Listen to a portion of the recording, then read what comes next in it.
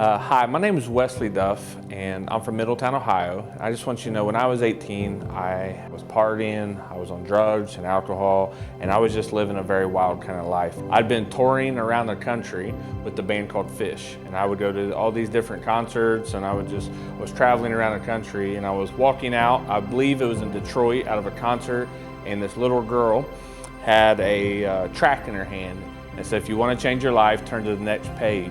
And on the next page was Jesus Christ on a cross. And when I saw the cross of Christ, I broke. So I called my only friend who's a Christian. I headed home. That night they were having a revival at a little church called Buena Vista Church of God. And I walked in that night and I gave my life to Christ. And that dramatically changed my life. I remember the first time I noticed Kelly, I was at Brill Boulevard and she came walking in the room and she has beautiful red hair. And she just has an honest smile about herself. And I had dated a couple of girls, but Kelly was willing to go fishing with me. And Kelly and I went fishing, and she showed up in bibbed overalls to go fishing, and that stole my heart.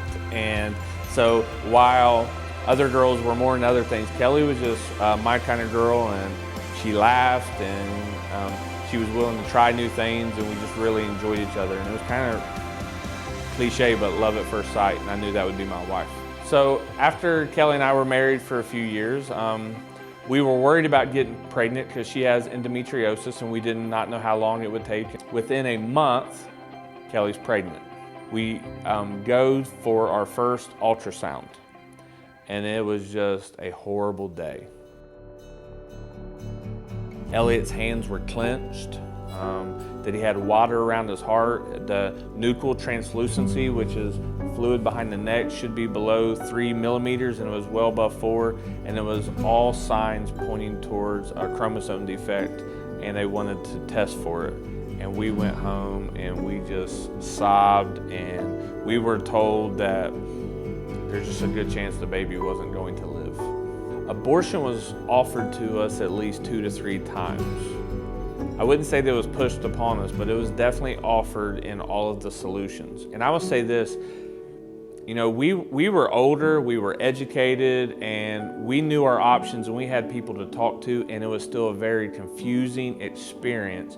And we didn't even understand a lot of the terms they were put, like what does it mean to be induced up to 25 weeks and deliver stillbirth, you know? And when your emotions are wrapped up in this, it's very hard to understand the terminology, what they're trying to say to you, and we felt very confused and did not know who to trust on the advice. We knew that we were pro-life, we knew that abortion was never an option for us or anything that would terminate or hurt a life, but we were very confused about what was going on and what that meant for our family. I remember sitting in church for the first time, not being able to connect with God. I remember worship, everything just seemed blah. And really up to that point, I believe that I was thinking of it very selfishly. I was in a dark place with it. Kelly was crying. I just didn't know what to do. We'd waited so long, and we were just so pumped about having this baby, and the thought of it having a chromosome defect or her having to carry a baby just to die at birth seemed very traumatic. We got down on our hands and knees and we prayed, and we thanked God for whatever life that He was going to give us. And we started to celebrate the child, and then the darkness just started to come off of us. And we went back in for testing. The nuchal translucency went from 4.3 to 2.5. That does not medically happen. The intestines went from the outside to the inside. The water around the heart was gone. And the thing that had bothered me emotionally the most was his hands being clenched. And I asked if his hands were still clenched. And at that time, in the ultrasound, his little hand just waved across the screen as he was saying hi to us. And we were just elated. And we just ran out of the hospital praising God, thanking God for His provision and walking us through probably what I would call the trial of our life. He's such a gift. He's such a smart boy. He loves the zoo. He loves elephants and horses and monkeys, and he loves to talk, and he runs around. He doesn't behave that well sometimes. Sometimes he's very rowdy, rambunctious. He's smart. clever, sneaky. We just love him. To think about life without Elliot, I don't even know, I wouldn't even know how to describe life without Elliot now. We're just so pumped to have him in our family.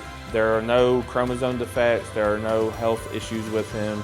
He's a normal, healthy boy, so we're just thankful that we chose life.